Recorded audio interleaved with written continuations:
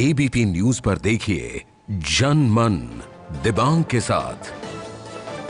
नमस्कार, जनमन में आपका स्वागत है। मैं हूं दिबांग। जनमन यानी आपकी बात, आपके मन की बात। जनमन यानी देश में जो हो रहा है उस पर आपकी राय, उसका आप पर असर। जनमन में आज सबसे बड़ी खबर, 5 साल तक होते रहे बड़े बड़ों के फोन टैप। 65 रुपए की अरहर कैसे मिलती है 120 रुपए में। महंगाई के मौसम में आलू ने भी लगाई छलांग। कैसे खुला दाभोलकर के कत्ल का राज। चलते चलते में स्टैच्यू ऑफ लिबर्टी की कहानी और बाबा रामदेव की भविष्य की योजनाएं। फैक्ट्री से मेरी ग्राउंड रिपोर्ट। सबसे पहले आज की बड़ी खबरें। देश की बड़ी टेलीकॉम कंपनी एसआर पर बड़े नेताओं के अलावा अंबानी, अमिताभ जैसी बड़ी हस्तियों की फोन टैपिंग का आरोप। एसआर का इनकार। दाल से सब्जी तक आसमान में पहुंचे भाव, लेकिन एबीपी न्यूज से पासवान बोले, कहां है महंगाई? महंगाई कहां है? दाल में महंगाई है क्या? चावल में महंगाई है, चीनी में है, और किस चीज में महंगाई है? खाली ले दे के दाल। कैराना में पलायन को लेकर बीजेपी विधायक का शक्ति प्रदर्शन। समाजवादी पार्टी ने लगाया माहौल बिगाड़ने का आरोप। 14 साल पुराने अहमदाबाद के गुलबर्ग सोसाइटी दंगा केस में 11 दोषियों को उम्र कैद, 12 को 7 साल की सजा। पूर्वी भारत में पहुंचा मानसून। गुवाहाटी में भारी बारिश, घरों में घुसा पानी।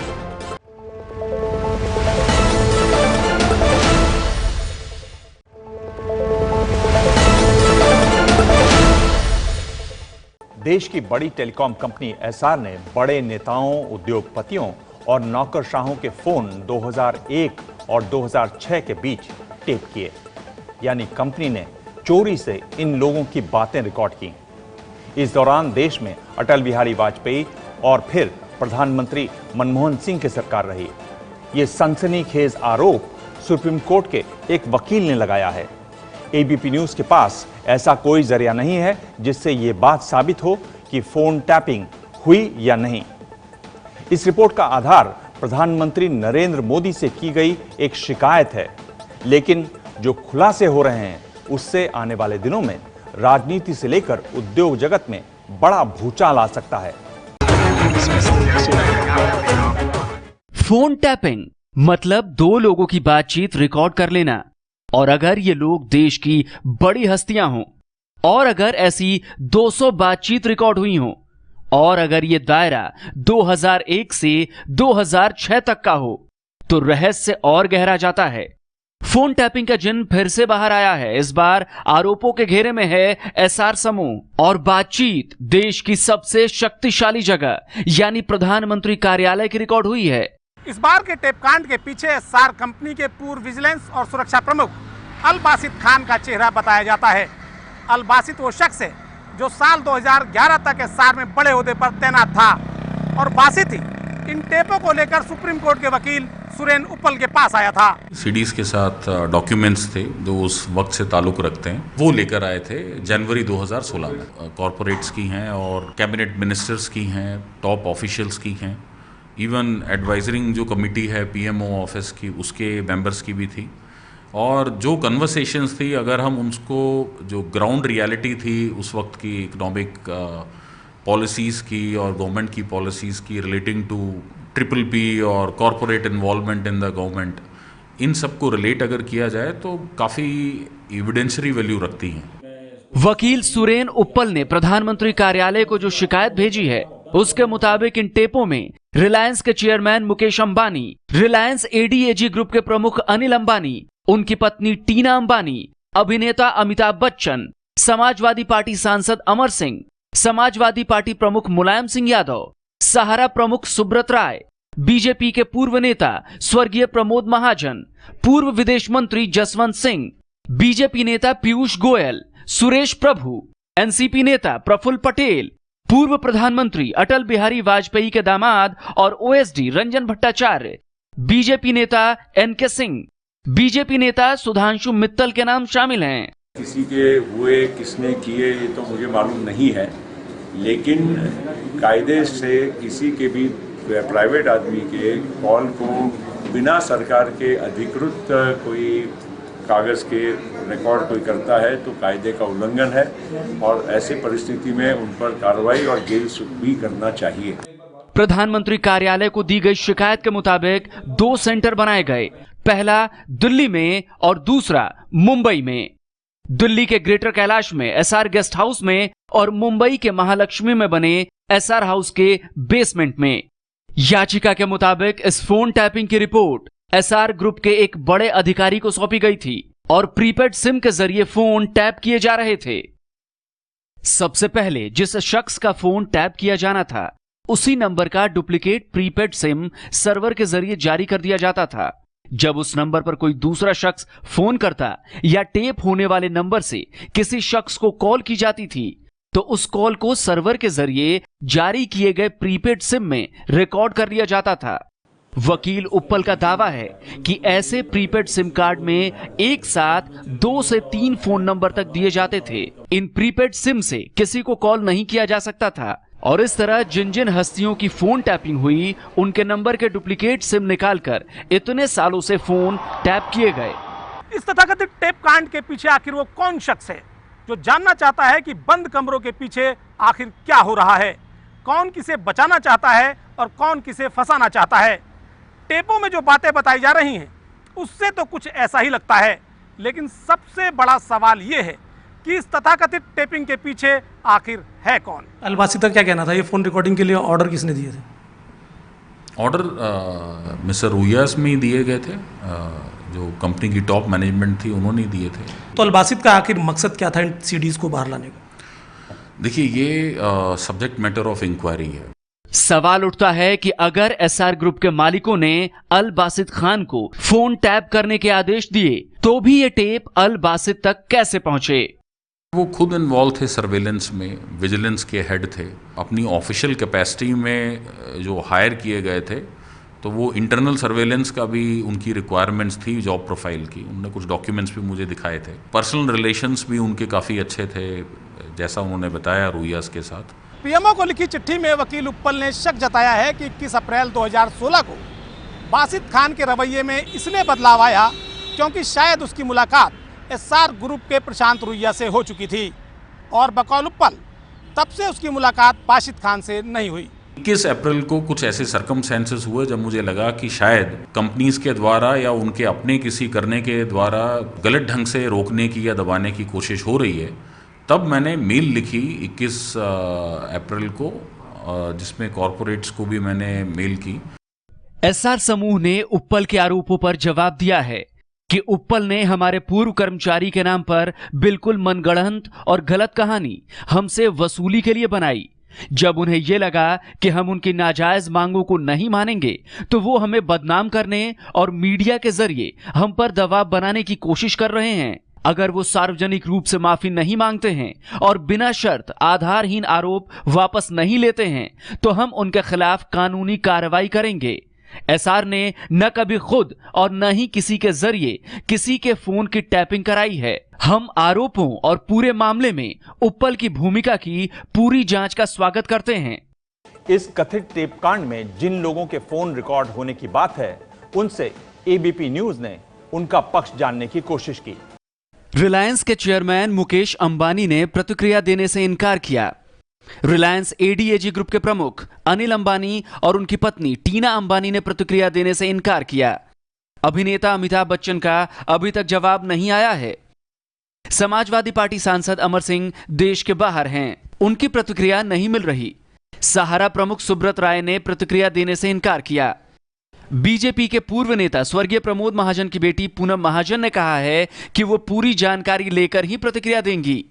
बीजेपी नेता पीयूष गोयल ने अब तक जवाब नहीं दिया है। सुरेश प्रभु ने कहा है कि मुझे इस मामले पर कुछ नहीं कहना है। रंजन भट्टाचार्य ने अभी तक जवाब नहीं दिया है। बीजेपी नेता एनके सिंह से संपर्क नहीं हो पाया है।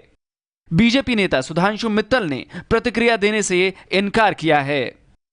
सुप्रीम कोर्ट के वकील सुरेन उप्पल ने एसआर के पूर्व अधिकारी बासित खान के हवाले से यह खुलासा किया है, लेकिन अब बासित खान ने वकील सुरेन उप्पल को नोटिस भेजकर उप्पल के दावों पर सवाल उठाए हैं।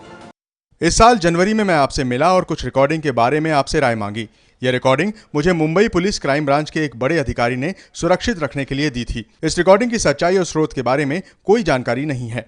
मुझसे यह गलती हो गई कि मैंने आपको सुप्रीम कोर्ट में वकालत करने वाला बड़ा वकील समझा और सोचा कि आप मुझे सही कानूनी जानकारी देंगे। न मैंने कभी आपको अपना वकील बनाया और न ही कहीं मेरी तरफ से प्रतिनिधित्व करने का अधिकार दिया। इसके बावजूद टेप को सुनने के बाद जब आपको लगा कि कॉरपोरेट घरानों से पैसा वसूला जा सकता है, तो आपने ये मनगढ़ंत कहानी बना दी कि मैंने एसआर ग्रुप में काम करते हुए फोन टैपिंग करवाई। आपने मेरी तरफ से जो नोटिस भेजे हैं उनको भेजने के लिए मैंने आपको कभी अधिकृत नहीं किया। वो नोटिस झूठे हैं। जब मुझे पता चला कि आपने मेरा नाम लेकर एसआर और रिलायंस ग्रुप से बड़ी रकम की मांग की है, तब मैंने आपसे आगे बातचीत बंद कर दी।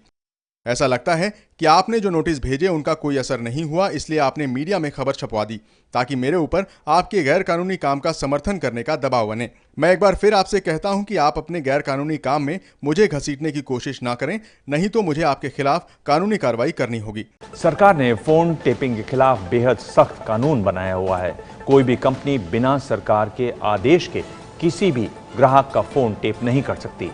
अगर ऐसा किया तो कंपनी के खिलाफ कानूनी कार्रवाई के साथ उसका लाइसेंस भी रद्द हो सकता है। आपका मोबाइल फ़ोन हो या फिर आपका लैंडलाइन फ़ोन हो, किसी भी फ़ोन को टेप कराए जाने के पीछे एक लंबी कानूनी प्रक्रिया होती है। अगर सरकार को किसी फ़ोन को टेप किए जाने की ज़रूरत होती है तो खासी कागजी प्रक्रिया के बाद ही फ़ोन टैपिंग के आदेश जारी किए जाते हैं और फ़ोन टेपिंग केवल सरकारी एजेंसियां ही कर सकती हैं। जिस शख्स का फोन टेप किया जाता है वो शख्स प्रत्यक्ष या अप्रत्यक्ष रूप से किसी अपराध में शामिल हो या उसकी हरकतें संदेहास्पद हो, जिसकी वजह से देश की कानून व्यवस्था खतरे में पड़ सकती हो, तभी सरकारी एजेंसियां उनका फोन टेप करने के लिए अर्जी देते हैं। सरकारी एजेंसी को अपनी अर्जी में यह भी बताना पड़ता है कि जिस शख्स का फोन टेप किया जा रहा है वो कौन है और क्या करता है। इसके बाद ये फाइल पुलिस या जांच एजेंसियों के वरिष्ठ अधिकारियों के पास जाती है। अगर वो अधिकारी संतुष्ट नहीं हुए तो कई बार फोन टेप करने से मना कर देते हैं, लेकिन जरूरी होने पर यह फाइल उस विभाग के सक्षम अधिकारी के पास भेज दी जाती है, जहां से फाइल को गृह विभाग भेजा जाता है और वहीं से फोन टेप करने के आदेश जारी किए जाते हैं। राज्यों और केंद्र में हर जगह पर फोन टेप किए जाने के लिए विशेष अधिकारियों की तैनाती होती है और दिल्ली में तो गृह सचिव के आदेश के बिना फोन टेप ही नहीं किया जा सकता। सबसे अहम बात यह है कि कोई भी मोबाइल कंपनी सरकारी आदेशों के बिना फोन टेप कर ही नहीं सकती। अगर कोई कंपनी अपने स्तर पर किसी ग्राहक का फोन टैप करती है तो उसके खिलाफ कार्रवाई होने से लेकर लाइसेंस रद्द होने तक की नौबत आ जाती है। इससे पहले साल 2006 में अमर सिंह टेप कांड और 2010 में नीरा राडिया टेप कांड की गूंज देश में सुनी जा चुकी है। 2013 में तब विपक्ष के नेता रहे अरुण जेटली के फोन टेपिंग के आरोप में गिरफ्तारियां भी हो चुकी हैं।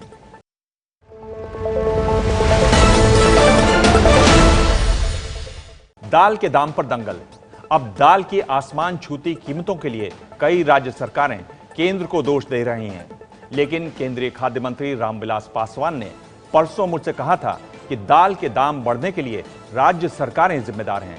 ऐसे में यह समझना बहुत जरूरी है कि आखिर क्यों बढ़ रहे हैं दाल के दाम। जयपुर की सारिका और उनके परिवार के सभी लोगों को दाल बहुत पसंद है, लेकिन ऊंचे दामों की वजह से उनकी थाली से दाल कम होती जा रही है।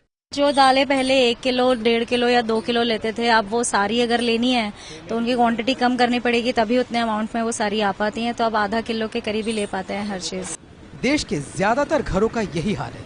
पिछले कुछ अरसे में दाल की कीमतें तेजी से बढ़ी हैं। सरकारी आंकड़ों के मुताबिक अकेले मई के महीने में ही दाल के दाम करीब 35% बढ़े हैं, लेकिन ये सिलसिला मई के बाद भी जारी है। मई में 120 रुपए किलो बिकने वाली अरहर की दाल अब करीब 160 रुपए किलो बिक रही है। मई से अब तक उड़द की दाल का भाव भी 130 रुपए किलो से बढ़कर 190 रुपए किलो पर पहुंच चुका है। दाल की कीमतों में जबरदस्त उछाल की बड़ी वजह है उत्पादन और खपत के बीच भारी अंतर। देश में दाल का उत्पादन करीब 1 करोड़ 74 लाख टन है, जबकि दाल की खपत करीब 2 करोड़ 30 लाख टन की है। खपत और उत्पादन के इस अंतर को पूरा करने के लिए केंद्र सरकार विदेश से दाल खरीदती है। इस साल भी सरकार अब तक विदेशों से करीब 1,15,000 टन दाल खरीद चुकी है। केंद्र सरकार का दावा है कि उनके पास दाल का पर्याप्त भंडार है, जिसे राज्य सरकारें खरीद कर वाजिब दामों पर लोगों तक पहुंचा सकती है। दाल के कीमत में यदि इजाफा हो तो आप राज्य सरकार को पकड़ो। हम राज्य सरकार को 66 रुपये जो है केजी हम दे रहे हैं अरहर का दाल और 82 रुपये हम दे रहे हैं उड़द का दाल। राज्य सरकार हमसे ले और राज्य सरकार जो है जनता को 120 रुपये हम उनको छूट देते हैं। 120 रुपये से ज्यादा नहीं होना चाहिए। लेकिन बिहार सरकार के खाद्य आपूर्ति मंत्री मदन साहनी रामविलास पासवान की दलील को गलत बता रहे हैं। माननीय केंद्रीय मंत्री बिहार से ही आते हैं, उनको भी मालूम है कि बिहार के अंदर मसूर दाल के अलावा अन्य दालों का मिलिंग नहीं होता है। हम लोगों ने ट्रांसपोर्टिंग, हैंडलिंग, सारे चार्ज का जो उसमें खर्च आता है उसका पूरा हम लोगों ने विवरणी भेजा है केंद्र सरकार को। केंद्र सरकार सारे खर्च को वहन करे तो हम लोग उसको पूर्ति करने के लिए तैयार हैं। हालांकि मदन साहनी की इस दलील को रामविलास पासवान सिरे से खारिज कर रहे हैं। कॉस्टिंग बढ़ता रहा तो इसलिए तो हमने बिहार सरकार को भी कहा है कि 120 रुपया तक बेचो। 66 रुपया में बेच रहे हैं तो कॉस्टिंग कितना होगा? 10 रुपया होगा, 20 रुपया होगा किलो। 120 रुपया तक बेचे न कि 200 रुपया क्यों बेचेंगे? लेकिन पासवान जिस लागत को 10-20 रुपए बता रहे हैं वो इससे कहीं ज्यादा है। वजह ये कि विदेशों से आई दाल को बंदरगाह से आपकी थाली तक पहुंचने के दौरान कई खर्चों से होकर गुजरना पड़ता है। केंद्र सरकार विदेशों से साबुत दाल आयात करती है। ये दाल वो राज्यों को 66 रुपए किलो के दाम पर देती है, लेकिन राज्यों को ये दाल बंदरगाह से उठानी होती है। साबुत दाल को खाने लायक बनाने के लिए राज्यों को उसे मिलों में भेजना होता है। बंदरगाह से मिल तक लाने का खर्च करीब 10 रुपए किलो बैठता है। इस तरह मिल तक पहुंचने में दाल की लागत 76 रुपए किलो हो जाती है। मिल में प्रोसेसिंग के बाद 100 किलो साबुत दाल में करीब 66 किलो दाल ही खाने लायक निकलती है, यानी लगभग 1/3 दाल बेकार हो जाती है। इस वजह से दाल की लागत 25 से 30 रुपए किलो बढ़ जाती है, यानी मिल से निकलने तक दाल की लागत 100 से 105 रुपए किलो हो जाती है। मिल से निकली दाल को पूरे राज्य में पहुंचाने पर भी राज्य सरकारों को खर्च करना पड़ता है। इस खर्च को जोड़ दें तो दाल की लागत 120 रुपए तक पहुंच जाती है। यही वजह है कि विदेशों से खरीदने और केंद्र सरकार के पास पर्याप्त भंडार होने के बावजूद लोगों के घरों तक सस्ती दाल नहीं पहुंच पा रही। दाल की बढ़ती कीमत से परेशान सरकार अफ्रीकी देश मोजाम्बिक में दाल उगाने के लिए जमीन लीज पर लेने की सोच रही है, लेकिन जिस महंगाई पर काबू पाने के लिए इतने उपाय हो रहे हैं वो केंद्रीय खाद्य मंत्री रामविलास पासवान को कहीं नजर ही नहीं आ रहे। पासवान ने आज पत्रकारों से पूछ लिया, कहां है महंगाई? नहीं, महंगाई कहां है? दाल में महंगाई है क्या? चावल में महंगाई है, चीनी में है, और किस चीज में महंगाई है? खाली ले दे के दाल। रामविलास पासवान को भले ही महंगाई कहीं न दिख रही हो, लेकिन जनता इससे बेहाल है। अब तो सिर्फ दाल ही नहीं, टमाटर और आलू भी लोगों की थाली से दूर होते जा रहे हैं। महंगाई को लेकर अच्छे दिन कब आएंगे, जनता को अब भी इसका इंतजार है। पिछले 10 दिनों में टमाटर और आलू के भाव तेजी से बढ़े हैं। दिल्ली में सफल के स्टोर में आलू 29 रुपए किलो और टमाटर 58 रुपए किलो बिक रहा है। खुले बाजार में आलू 30 रुपए और टमाटर 60 रुपए किलो है। हालांकि दिल्ली की पहाड़गंज मंडी में दाम कुछ कम मिले। यहाँ आलू 20 रुपए किलो जबकि टमाटर 40 से 50 रुपए किलो बिक रहा है। टमाटर है वो लगभग 50 रुपए किलो है। कुछ दिनों पहले तक इसके क्या दाम थे? उसके पहले 20 रुपया किलो, 15 रुपया किलो। तो कितने दिनों से ही बढ़े हैं? ये ज्यादा 10 दिन। जयपुर का हाल भी ऐसा ही है। यहाँ आलू का थोक भाव 15 रुपए किलो और खुदरा भाव 20 रुपए किलो तक पहुँच गया है। 5 रुपए का एक टमाटर नहीं चलेगा, नहीं चलेगा। भोपाल की सड़कों पर टमाटर बेचते ये लोग आम आदमी पार्टी के कार्यकर्ता हैं, जो टमाटर की कीमतें बढ़ने के खिलाफ प्रदर्शन कर रहे हैं। भोपाल की मंडियों में टमाटर 80 से 100 रुपए किलो बिक रहा है। कुछ दिन पहले तक यहाँ टमाटर 30 से 40 रुपए किलो रहा है।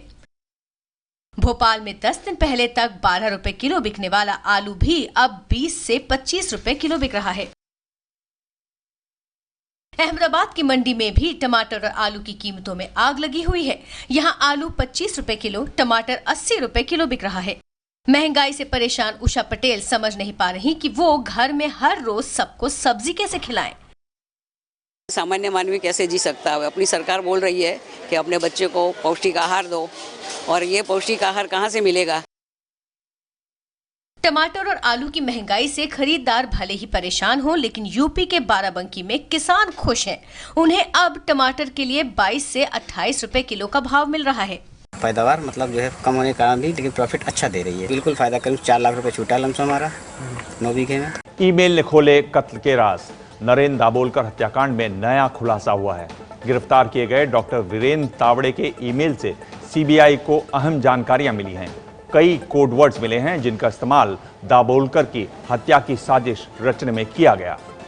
नरेंद्र दाभोलकर हत्याकांड के करीब 3 साल बाद गिरफ्तार हुए डॉक्टर वीरेंद्र तावड़े से सीबीआई ने जब पूछताछ शुरू की, तब उसे बड़ी ही चौंकाने वाली जानकारियां मिली हैं। तावड़े के कंप्यूटर में 200 से ज्यादा ईमेल मिले हैं। इन्हीं के जरिए दाभोलकर हत्याकांड में शामिल आरोपी आपस में बातचीत करते थे और इसके लिए बाकायदा कोडवर्ड्स बनाए गए थे। सीबीआई के मुताबिक दाभोलकर की हत्या से 2 से 3 महीने पहले तावड़े को एक अनजान शख्स ने मेल भेजा, जिसमें उससे दाभोलकर पर ध्यान देने को कहा गया था। सीबीआई के मुताबिक तावड़े ने ईमेल का जवाब नहीं दिया, लेकिन उसमें दिए गए निर्देशों का पालन करते हुए 20 अगस्त 2013 को दाभोलकर की हत्या को अंजाम दिया। ईमेल में चॉकलेट, साहित्य, डेविल सहित कई दूसरे शब्दों का इस्तेमाल बतौर कोडवर्ड्स किया गया है। इधर सनातन संस्था आरोप लगा रही है कि डॉक्टर तावड़े को झूठे मामले में फंसाया जा रहा है। जो सीबीआई ने खड़ा किया है संजय साडविलकर, ये साक्षीदार विटनेस ये पूरी तरह से बोगस है और ये खरीदा गया एक साक्षीदार है। सीबीआई को इन ईमेल्स में बड़ी हैरान कर देने वाली बातें पता चली हैं। इसमें देश के अलग अलग हिस्सों से हथियार खरीदने और 15,000 हथियारबंद लोगों की एक फौज तैयार करने के बारे में कहा गया है। इसके लिए बाकायदा हथियार कारखाना बनाने की भी बात की गई है। फंड कम पड़ने पर लूटपाट का प्लान तैयार किया गया। यह भी पता चला है कि 2009 में तावड़े महाराष्ट्र के सांगली और फोंडा में हथियार चलाने की ट्रेनिंग देने वाले वर्कशॉप में शामिल हुआ था। सीबीआई कह रही कि अनआइडेंटिफाइड है, नाम नहीं है, तो नाम नहीं है उसका मतलब यह सारंग अकोलकर की मेल है। जैसे वहां पे मोबाइल में 2009 के ब्लास्ट में बात हुई थी, तो एक अनआइडेंटिफाइड मोबाइल मिला, अनआइडेंटिफाइड मिला, उसका मतलब यह तावड़े का मोबाइल है। सीबीआई का दावा यह भी है कि संभव है कि डॉक्टर दाभोलकर के साथ साथ पानसरे और कलबर्गी की हत्या में भी यही लोग शामिल हो सकते हैं, जिसकी जांच सीबीआई कर रही है। सीबीआई के मुताबिक दाभोलकर की हत्या की साजिश में वीरेंद्र तावड़े सहित 6 लोग शामिल रहे। सीबीआई की जांच अब उन 3 पुलिस अधिकारियों तक भी पहुंच रही है जिनके सनातन संस्था से संबंध होने के सबूत मिले हैं। सीबीआई को तावड़े के लैपटॉप से भी एक लिस्ट मिली है जिसमें दाभोलकर सहित 34 लोगों के नाम हैं। इन सबको इस लिस्ट में राक्षस कहा गया है। कैराना पर सियासत गर्म है। कैराना में कथित पलायन को लेकर आज दिन भर यूपी में गहमागहमी रही। बीजेपी विधायक संगीत सोम की निर्भय यात्रा को प्रशासन ने बीच में ही रोक दिया। वहीं अखिलेश सरकार ने बीजेपी पर माहौल खराब करने का आरोप लगाते हुए कड़ी कार्रवाई की बात कही है। मेरठ के सरधना में बीजेपी विधायक संगीत सोम के घर के बाहर जमा हुई भीड़ खुलेआम खून बहाने की धमकी दे रही है। सरधना से कैराना तक मार्च के लिए निकलने से पहले हवा में धारदार हथियार भी लहराए गए। कैराना में हिंदुओं के कथित पलायन के खिलाफ संगीत सोम ने निर्भया यात्रा निकालने का ऐलान किया था। ये पैदल यात्रा सरधना से कैराना तक होनी थी। सुबह से ही संगीत सोम के घर के बाहर मार्च के लिए समर्थकों का जमावड़ा लगने लगा। संगीत सोम दल बल के साथ मार्च के लिए निकले तो सड़क का नजारा कुछ ऐसा था। हालांकि थोड़ी देर बाद ही पुलिस ने उन्हें आगे बढ़ने से रोक दिया। उनमें यही मैसेज देने का एक हमारा अपना ये तरीका है यात्रा के जरिए कि आप लोग भयमुक्त रहें, आपका कोई कुछ नहीं बिगाड़ सकता। पदयात्रा में धारदार हथियार लहराए जाने के बारे में जब संगीत सोम से पूछा गया तो उन्होंने कहा कि ये विरोधियों की हरकत थी। खून बहाने की बात की गई, ऐसे नारे लगाए गए, वो विरोधी लोग थे, हमने उन्हें अभी पुलिस के हवाले कर दिया खुद। मुजफ्फरनगर दंगों के आरोपी और यूपी के सरधना से बीजेपी विधायक संगीत सोम की इस निर्भया यात्रा से बीजेपी ने पल्ला झाड़ लिया और कहा कि यह संगीत सोम का निजी फैसला था। निर्भया यात्रा भारतीय जनता पार्टी की यात्रा नहीं है, कोई कार्यक्रम अभी पार्टी की ओर से ऐसा घोषित नहीं। संगीत सोम के अलावा मेरठ में समाजवादी पार्टी के नेता अतुल प्रधान भी कैराना तक सद्भावना मार्च निकालने वाले थे, लेकिन प्रशासन ने उन्हें भी इजाजत नहीं दी। कहीं ना कहीं जनता तक जो भ्रम फैलाते हैं और जनता का भ्रम फैलाकर जो उनमें भ्रांति पैदा करते हैं उसको हम लोग दूर करेंगे और हम लोग कोशिश करेंगे कि ये पूरा प्रदेश और देश एकता के सूत्र में बंधा रहे। कैराना में हाल ही में हिंदू परिवारों के पलायन को लेकर राजनीति गरमाई हुई है। संगीत सोम ने भी कैराना के 10 परिवारों के पलायन की लिस्ट निकाली थी।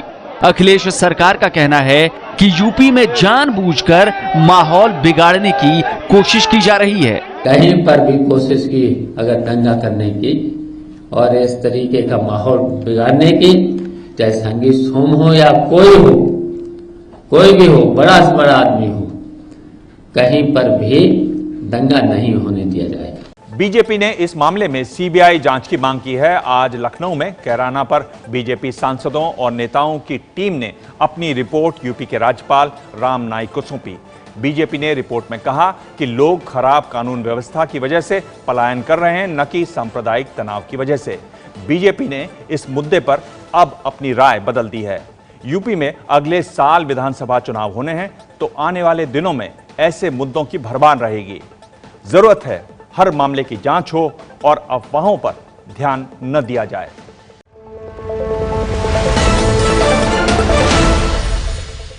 बाबा रामदेव की ग्राउंड रिपोर्ट में कल आपने देखा कि कैसे पतंजलि सीधे किसानों से खरीदती है और किस तरह उनकी टीम के शीर्ष के लोग काम के बदले पैसे नहीं लेते।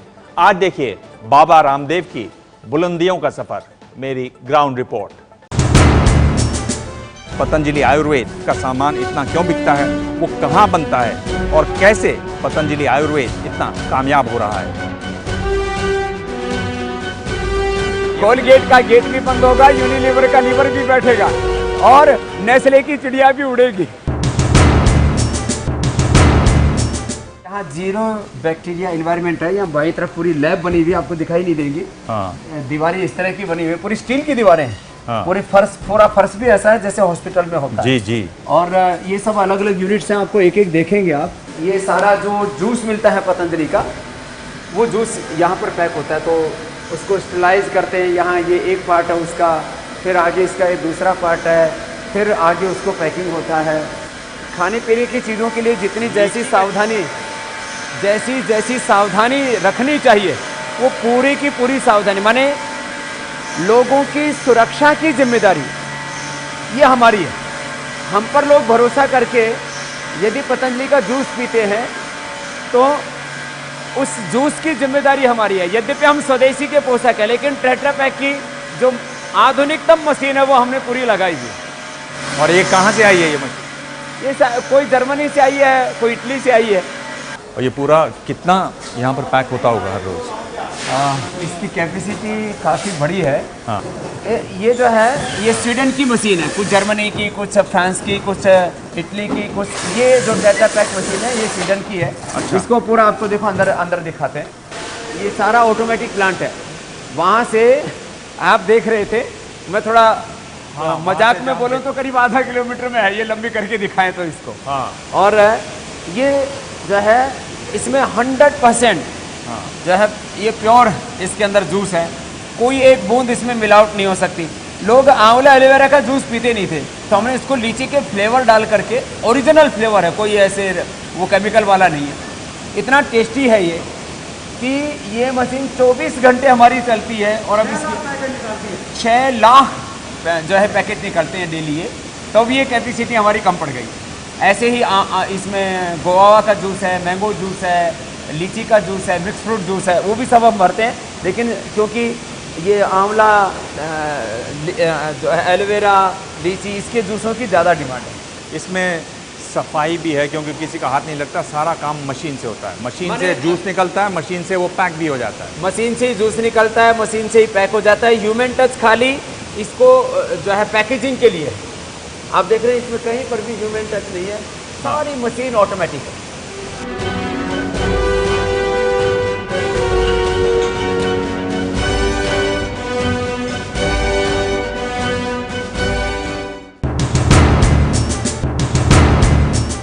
आपने कहा कि यहाँ पतंजलि की जो खासियत है कि उसमें एक कोई बिचौलिया नहीं है। फिर आपने ये कहा कि जो टॉप मैनेजमेंट के लोग हैं वो बहुत कम, आप तो बिल्कुल फ्री में अनपेड आचार्य बालकृष्ण जी हैं, स्वामी रामदेव हैं। और क्या सूत्र हैं कि पतंजलि आज इतना बड़ा हो रहा है? देखिए, पॉइंट बार बताइएगा। 2 पॉइंट हो चुके हैं, तीसरा पॉइंट हमने वर्ल्ड क्लास क्वालिटी और इंफ्रास्ट्रक्चर, आपने खुद देखा है कि यहाँ आपको बिल्डिंग से लेकर के, प्रोसेसिंग से लेकर के, मशीनों से लेकर के, इक्विपमेंट, हर चीज़ आपको वर्ल्ड क्लास मिलेगी। क्वालिटी कंट्रोल के सब पैरामीटर्स आपको वर्ल्ड क्लास मिलेंगे। मैंने कहा करीब 200 साइंटिस्ट हमारे यहाँ पर काम करते हैं, उसकी एक लैब तो यहाँ एक पतंजलि रिसर्च फाउंडेशन मैंने आपको दिखाया था, ये क्योंकि तो आप एक तो बता रहे हैं कि क्वालिटी का खास ध्यान रखते हैं। क्वालिटी माने वर्ल्ड क्लास क्वालिटी। चलिए तीसरी बात जो है लो प्राइस। हमारा उद्देश्य यह नहीं है कि हम ज़्यादा से ज़्यादा प्रॉफिट कैसे अर्न करें। अब जैसे दूसरे कंपटीटर से मैं नाम नहीं लूँगा, कुछ उसमें स्वदेशी है, इसलिए मैं स्वदेशी कंपनियों को किसी भी तरह से हर्ट नहीं करना चाहता। वो 122 रुपये से लेकर के और 150 रुपये तक 250 ग्राम हनी दे रहे हैं, हम 70 रुपये में देते हैं। लो प्राइस माने कम से कम प्रॉफिट में। कुछ चीज़ों में तो करीब 250 ऐसी औषधियाँ और हमारे प्रोडक्ट्स हैं, नमक, आटा और शहद आदि, जिसमें हम प्रॉफिट 1-2% ही रखते हैं। हम उसको कह सकते हैं नो लॉस नो प्रॉफिट पे, तो लो प्राइस। फिर सबसे बड़ी बात यह होती है किसी भी प्रोडक्ट के पीछे कि क्वालिटी प्रोडक्शन कंटिन्यूअस रहे, इसकी उसके वाचिंग सिस्टम बनाए हमने। तो एक के बाद दूसरा, दूसरे के बाद तीसरा, स्टेप बाय स्टेप हमने इस तरह से पूरे चीज़ों को किया है। हर यूनिट के अंदर हमारे CCTV कैमराज लगे हुए हैं और उन सब का इनपुट एक जगह आता है। तो श्रद्धेय आचार्य बालकृष्ण जी और उनके नीचे एक बहुत बड़े मैनेजमेंट की टीम है जो सारी चीज़ों को पर्सनली देखते हैं। तो कंटिन्यूअस क्वालिटी प्रोडक्शन, ये आज हमारे लिए सबसे बड़ी चुनौती है। हमारे लिए ये चुनौती क्वालिटी कंट्रोल माने कैसे चीज़ बनेगी ये हमारे लिए प्रश्न है, कैसी चीज़ बिकेगी ये हमारे लिए प्रश्न नहीं। ये बताइए कि फिर आपको जब कोई नया प्रोडक्ट लॉन्च करना होता है, आप तय कैसे करते हैं नया प्रोडक्ट लॉन्च कैसे होता है, और उसमें ये जो लैब है वो कहाँ तक हिस्सा मदद देती है? देखिए, ये एक लैब है, ऐसे हमारे पास में करीब 5 लैब्स हैं, हर एक यूनिट की अलग लैब है। फिर रिसर्च के लिए हमारा पतंजलि रिसर्च फाउंडेशन एक पूरा का पूरा सिस्टम अलग है, जहाँ करीब 200 साइंटिस्ट अलग से काम करते हैं। तो पूरे एक साइंटिस्टों का ग्रुप है। एक एक प्रोडक्ट में हमें 5-5 साल, 10-10 साल लग जाते हैं और तब जा करके दिव्यांग भाई हम उस प्रोडक्ट को लॉन्च कर पाते हैं।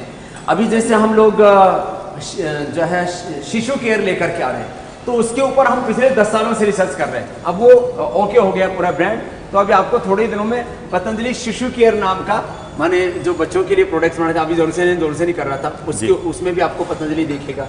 इसके अलावा जो है हम लोग प्रीमियम ब्यूटी प्रोडक्ट्स भी लेकर के आ रहे हैं। उसमें कुछ तो आपने जैसे गोल्ड क्रीम है, एंटी एजिंग क्रीम है, इस तरह की कुछ चीज़ें तो आपको दिखाई।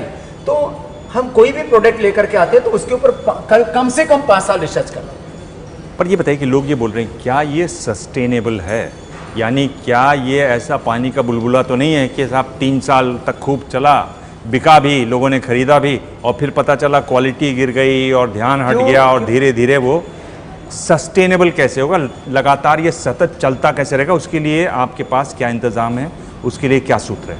देखिए, जब मैंने योग शुरू किया था तब भी लोग कह रहे थे पानी का बुलबुला है, बाद में लोगों ने कहा ये तो आंधी। और आज जब ये औषधियों का जहाँ तक प्रश्न है, तो हमने 20 सालों से उस चीज़ को आगे बढ़ाया। मैं आपकी जानकारी के लिए कुछ यहाँ आंकड़े देना चाहता हूँ। माने आप देखिए, झंडू, डाबर, वैद्यनाथ, गुरुकुल कांगड़ी फार्मेसी, आयुर्वेद में ऐसे नाम थे जो 100 या 100 साल से पुराने थे। और 20 सालों में दिव्य फार्मेसी जो हमारी 20 साल पुरानी है, 20 साल पुरानी दिव्य फार्मेसी ने सारे आयुर्वेद के महारथी क्यों पछाड़ दिए? हमारा कमिटमेंट है, हमारे पास में 10,000 वैद्यों की टीम है, 10,000 हमने तैयार किए वैद्य, उसमें से करीब 5000 तो हमारे जो है ट्रेनिंग लेकर के सरकारी सर्विस में चले गए। अच्छा। फिर भी हमारे पास में कम से कम एट ए टाइम 1000 से ज़्यादा वैद्य रहते हैं। आज हमने यदि आयुर्वेद के फाउंडेशन को मजबूत किया, चाहे उसमें भस्में थी, अवलेह थे, पिष्टियाँ थी, रस रसायन थे, सारी चीज़ों को हमने स्टेब्लिश किया। 20 सालों से हमने आयुर्वेद को इतना बड़ा किया कि आज हमारे पास 5000 सेंटर हैं। कोई एक भी आप कंपनी बता दो, चाहे वो डाबर ले लो, चाहे वो झंडू ले लो, चाहे और कोई बड़ा ब्रांड ले लो। आप मैं तो कहता हूँ ये तो हमारे देसी थे जो आयुर्वेद में काम कर रहे थे। यूनिलीवर ले लो, आप पीएनजी ले लो, नेस्ले ले लो, किसी ने भी क्या इन पिछले 50-100 सालों में कोई 5000 तो अलग बात है, क्या उन्होंने कोई 50 सेंटर भी एस्टेब्लिश कर पाए? हमने 10,000 सेंटर बनाए हैं। फिर पूरे प्रोडक्शन की पूरी प्लानिंग है हमारे पास में। जो यहाँ जो काम करने वाले लोग हैं वो तो 15,000 हैं, लेकिन करीब 500 तो हमारे पास सीनियर लोग हैं, 500 सीनियर लोग। तो हमने आगे के 50 सालों तक की योजना बना रखी है। आप तो अभी 5 सालों की सस्टेनेबिलिटी की बात कर रहे हैं। एक ये आरोप लग रहा है कि आप ज़्यादातर चीज़ें खुद तो बनाते हैं नहीं, आप तो आउटसोर्स करते हैं, आप बाहर से लाते हैं। ऐसा भाव भी है, आपके जो आलोचक कहेंगे बाहर से लाते हैं, उसमें अपना ठप्पा लगाया बेच देते हैं। हालांकि हम लोग आज देख रहे हैं, पर ये आउटसोर्सिंग वाले में क्या बहुत सी चीज़ें अभी भी बाहर से आ रही हैं? हमारे करीब 99% प्रोडक्शन इन हाउस होता है। ये तो एक यूनिट आप लोग को दिखाई थी मैंने, जहाँ करीब हमारे 10,000 टन प्रोडक्शन की मैंने कहा कैपेसिटी है। 10,000 टन कितना मालूम कितना होता है? और ये तो आपने एक यूनिट देखी हमारी। ऐसी यहाँ पर हमारी 5 यूनिट्स हैं, जो जैसे दिव्य फार्मेसी की अलग यूनिट है, पूरी घी बनाने वाली पूरी अलग यूनिट है। माने हमारा करीब 99% प्रोडक्शन। माने यदि पतंजलि के 500 प्रोडक्ट हैं तो 5 प्रोडक्ट ऐसे होंगे। अब जैसे नमक है, अब वो पतंजलि में कैसे बना सकते हो? तो समुद्र के किनारे बनेगा ना। तो कुछ चीज़ें ऐसी हैं जिसके ट्रांसपोर्टेशन को लेकर के, जिसके प्रोडक्शन को लेकर के वहीं उनको बनाना पड़ता है। उनको छोड़ करके हम सारा इन हाउस करते हैं और उसके 100% हम वारंटी नहीं गारंटी लेते हैं, उसकी पूरी की पूरी जिम्मेदारी लेते हैं। बाकी कंपनियों में तो वो एक तरह से बेसलेस और फेसलेस कंपनियां। कोई भी न्यूज़ चैनल खोल लो, बाबा रामदेव उसमें दिखाई देते हैं, खबर में भी दिखाई देते हैं, एडवर्टीजमेंट में भी दिखाई देते हैं। पर कुछ विज्ञापन को लेकर आपको एक तरीके से बुलाया गया, आपको चेतावनी दी गई, आपसे एक संस्था है जी, उन्होंने हमको नोटिस दिए। मैं आपकी जानकारी के लिए बताता हूँ, अभी हमारे पास में 2 नोटिस आए। एक तो सरसों के तेल को लेकर के, दीपक भाई हमने इतनी सी बात कही कि सरसों के तेल में लोग पाम ऑयल मिलाते हैं और न्यूरोटॉक्सिन हेक्सेन सॉल्वेंट प्रोसेस से तैयार उसके अंदर तेल मिलाते हैं। इसमें कोई भी हमने गलत बात नहीं की। वो कह रहे हैं जी आप अपने कंपटीटर्स को नीचा दिखा रहे हैं। भाई ये सच है ना, मैं गारंटी देता हूँ इस बात की। जो आज की तो एक खाली विज्ञापन के ऊपर नियंत्रण करने वाली संस्था में FSSAI को चुनौती देता हूँ कि पूरे देश के सरसों के तेल को टेस्ट करवा लीजिए, उसमें से 50 से लेकर के अलग अलग एरियो के अंदर 90, और पिछले दिनों तो हमारे उत्तराखंड में टेस्ट हुआ था, 100% मिलावटी सरसों का तेल पाया गया। अब आप जो है सच का गलाट तो नहीं घोट सकते ना।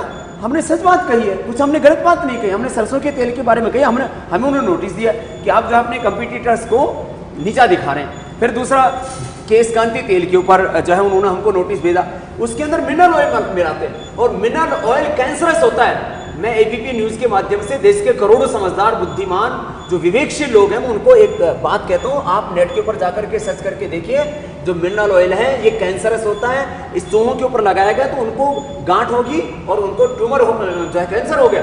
वो आदमी के तेल में मिला करके 80 से 90% वो मिनरल ऑयल मिला रहे। उसके ऊपर हमको नोटिस आया कि जो है ये जो आप बात कर रहे हैं ये तो कुछ ज़्यादा अतिशयोक्तिपूर्ण है। तो इस तरह से हमको नोटिस भेजे जाते हैं, लेकिन हमने आगे ये भी तय किया है कि कुछ मामलों को हम कोर्ट में भी घसीटेंगे, उनको लेकर के जाएंगे और कोर्ट से हमको न्याय मिलेगा। हम जो है हम दुष्प्रचार नहीं करते, हम सच्चाई कहते हैं और उससे जो जिनके व्यापारिक हित व्यवसायिक हित बाधित होते हैं वो नोटिस तो देंगे। पहले गवर्नमेंट नोटिस देती थी, अब गवर्नमेंट से नोटिस तो नहीं आते, लेकिन दूसरी जगह से प्रेम पत्र आते रहते हैं, उसे भी निपटेंगे। पर ये बताइए कि क्या ये जो पूरा बना हुआ है, एक तो आप हैं, एक आचार्य बालकृष्ण है जिनके बारे में सुनाई देता है, दिखाई भी दे जाते हैं, वो एक आपके भाई हैं राम भरत, वो तो दिखते भी नहीं हैं ना, उनके बारे में सुना जाता है। टॉप मैनेजमेंट में आपके यहाँ पर कितने लोग हैं, कौन लोग हैं वो? देखिए, टॉप मैनेजमेंट में मैंने कहा ना करीब 50 से ज़्यादा लोग हैं और रिसर्च टीम में 200 से ज़्यादा लोग हैं। कुल जो सेल्स टीम है उसमें करीब 1000 से ज़्यादा लोग हैं और अब एक बहुत हाईली क्वालिफाइड लोग हैं। ठीक है, हम बाबा जी हैं और जब बाबा जी है तो हम अपना योग धर्म अध्यात्म धर्म भी निभा रहे हैं और अपना ये स्वदेशी का धर्म भी निभा रहे हैं। हमने तय किया कि पतंजलि का 100% प्रॉफिट वो चैरिटी के लिए होगा। तो इसमें यद्यपि हमारे पास में जो टॉप मैनेजमेंट के लोग हैं वो टाई वाले नहीं हैं, लेकिन जो दूसरे भी लोग हैं वो सात्विकता से यहाँ रहते हैं और काम पूरी आधुनिकता के साथ करते हैं। हमारा मंत्र है एक तरफ आध्यात्मिकता और दूसरी तरफ आधुनिकता, माने प्राचीन ज्ञान और आधुनिक विज्ञान, साइंस टेक्नोलॉजी स्किल, उसको लेकर के हम चल रहे हैं। तो अब आप योगी हैं या उद्योगी हैं? मैं कर्म योगी हूँ और राष्ट्र योगी हूँ। उसमें योग भी शामिल है और उद्योग भी शामिल है और उसका मकसद अपने लिए कुछ हल करना नहीं। देखो, हमारे पास में वर्ल्ड क्लास इंफ्रास्ट्रक्चर है, करोड़ों अरबों का यहाँ पर ये पूरा साम्राज्य है, लेकिन मैं आज भी झोपड़ी में रहता हूँ, जमीन पर सोता हूँ और जो कुछ मुझे इस देश से मिला है वो देश के लिए है। पतंजलि की वेल्थ किसी व्यक्ति के लिए नहीं है, ये पूरी की पूरी चैरिटी के लिए। आगे कौन कौन से नए प्रोडक्ट्स आने आप प्लान? अभी आगे डेयरी का प्रोडक्ट भी इस साल बहुत जल्दी, अभी डेयरी के प्रोडक्ट मतलब दूध और ये मक्खन और सारे, मतलब उसमें चीज जो भी हेल्दी चीजें होंगी वो हम लेकर के आएंगे। और डेयरी प्रोडक्ट में भी पतंजलि बड़ा काम करने जा रहा है, क्योंकि करीब हमसे 10 डेयरी वालों ने कांटेक्ट किया है, वो सेल आउट करना चाह रहे हैं, चला नहीं पा रहे हैं। तो हम चाहते हैं इस देश के अंदर, क्योंकि हिंदुस्तान विश्व का सबसे अधिक दूध उत्पादक देश है, तो इसमें मिल्क और मिल्क प्रोडक्ट्स का जैसे बाजार बढ़ेगा तो उससे किसानों के जीवन में समृद्धि आएगी और लोगों को स्वास्थ्यवर्धक चीज़ें मिलेंगी। कोलगेट की बात करें तो उन लोग एक नए प्रोडक्ट ला रहे हैं जिसमें उन लोग नेचुरल उसको बनाएंगे, उसमें सॉल्ट रखा जाएगा। और भी जो लोग हैं आईटीसी जूस में भी इसी तरीके से आ रहा है। एक तरीके से बदलाव आप देख रहे हैं मार्केट में, लोगों को समझ में आ रहा है कि ये भी एक मार्केट है और यहाँ घुसो वरना बाबा रामदेव आ रहे हैं। देखो दिवंग भाई, एक बात मैं कहना चाहता हूँ। जब कोलगेट यहाँ पर आए थे तो कह रहे थे अरे चारकोल मत लगाओ, नमक मत लगाओ, हल्दी मत लगाओ, तुम्हारे दांत खराब हो जाएंगे, नीम की बबूल की दातुन मत करो। अब वही कह रहे हैं, क्या तुम्हारे टूथपेस्ट में नमक है? हमने जो काम किया है अब ये हमारी नकल करेंगे। हमने किसी के नकल नहीं की है, हमने असली काम किया है। बाबा रामदेव जो कह रहे हैं कि इन्होंने असली काम किया है। एक बात तो यह है कि इनके बाजार में आने से नए नए प्रोडक्ट्स आ रहे हैं। बड़ी जो कंपनियां हैं वो भी नए नए तरीके से प्रोडक्ट बनाने और उनको बेचने के बारे में सोच रही हैं। इसका एक फ़ायदा सीधा हमको और आपको है कि हमें चीज़ें सस्ती मिलेंगी ऐसी उम्मीद की जा सकती है और बेहतर मिलेंगी ये भी उम्मीद की जा सकती है। धन्यवाद, प्रणाम। और अब न्यूज़ पॉजिटिव, यानी वो खबर जो खुश कर दे। बिहार के एक ऐसे छात्र को आईआईटी में दाखिला मिला है जिसके माता पिता परिवार चलाने और बच्चों को पढ़ाने के लिए कफन तैयार करते हैं। 17 आईआईटी, महज 9,885 सीट और परीक्षा देने वाले करीब 12.5 लाख छात्र। देश की सबसे प्रतिष्ठित इंजीनियरिंग प्रवेश परीक्षा आईआईटी जेईई के इस आंकड़े से परीक्षा के बेहद मुश्किल स्तर को समझा जा सकता है। लेकिन बिहार के गया में मजबूत इरादे वाले एक गांव के बच्चों ने इसे पास करने की आदत बना लिया है। गया के पटवाटोली से इस साल आईआईटी में 17 छात्र चुने गए। बुनकरों की ज्यादा आबादी के लिए जाने जाने वाला यह गांव पिछले कई सालों से बिहार के असली टॉपर्स की फैक्ट्री बनता जा रहा है। यह है विकास कुमार। इन्होंने आईआईटी की प्रवेश परीक्षा में 2266वां स्थान हासिल किया। जी, मेरे पिता टाफन बनाते हैं, माता पिता। पापा मैंने धूप में माड़ी चढ़ाते हैं और फी देने में बहुत प्रॉब्लम होता था। जब डेट पार होने के बाद मैं वहाँ फी जमा करता था बहुत, और किताब जब मुझे जरूरत रहता तो उस समय नहीं खरीद पाता था, कुछ दिन बाद खरीदता था या फिर किसी दोस्त से मांग कर हेल्प करके काम चलाता था। विकास के माता पिता कफन बनाने का काम करते हैं। दिन भर धूप में जलकर कफन तैयार करने के बाद भी बच्चे को पढ़ाने का जज्बा कम नहीं होता। हम तो अपना हिम्मत भर खूब पढ़ाए हैं लेकिन मेहनत भी बहुत किए हैं कि ओवर टाइम में काम भी करे जाए पड़ता है दूसरे कन। और दूसरी बात है कि दूसरे कन से माल उठा करके विष्णुपद घाट पे हम पीतमरी डेली जाते हैं बेचने के लिए, तो लाते उधर से हैं तो गुजारा चलता है, एक काम से गुजारा नहीं चलता है मेरा। पटवा टोली में ऐसे कई और परिवार हैं जो बेहद गरीबी में भी अपने बच्चों की शिक्षा का पूरा ध्यान रखते हैं। यही वजह है कि आज देश के सबसे मशहूर संस्थाओं में इनके बच्चे परचम फहरा रहे हैं। पढ़ाने लिखाने में पैसा नहीं जुट पाता था, तो ये भी काम करते थे तो पूरा नहीं हो पाता था, तो फिर लास्ट में हमको भी निकलना पड़ा। घर में भी सिलाई करती थी तो उससे भी नहीं हो पाता था, तो थोड़ा बहुत उधर भी कर लेते हैं, थोड़ा बहुत इधर भी कर लेते हैं। जब हम कोचिंग जाते थे तो सर हम लोगों को लिस्ट निकालते थे जब पेमेंट के लिए, तो उसमें मेरे पास पैसा उतना कम नहीं होता था पापा से दें, जिसके कारण हमेशा मैं लेट से पे कर पाता था, जिसके कारण कभी कभी मुझे निकाल दिया भी जाता था। टॉपर्स घोटाले का दंश झेल रहे बिहार के लिए पटवा टोली किसी वरदान की तरह है, जहां अपनी प्रतिभा के दम पर ये बच्चे गरीबी को मात देकर सपनों की उड़ान भर रहे हैं। और अब चलते चलते इसमें हम उन शख्सियतों और लम्हों को याद करते हैं जो आज की तारीख से जुड़े हैं। 17 जून, आज बात आजादी की मूर्ति की, स्टैच्यू ऑफ लिबर्टी। 131 साल पहले 1885 में आज ही के दिन अमेरिका की पहचान ये मूर्ति न्यूयॉर्क शहर के बंदरगाह पहुंची। फ्रांस ने अमेरिका को यह मूर्ति उपहार में दी, लेकिन यह अमेरिका पहुंची 350 टुकड़ों में, जिन्हें जोड़ने में करीब 1.25 साल का वक्त लगा। आज भी इस स्टैच्यू ऑफ लिबर्टी को देखने रोजाना 12 से 14 हजार लोग पहुंचते हैं। जनमन में आज इतना ही।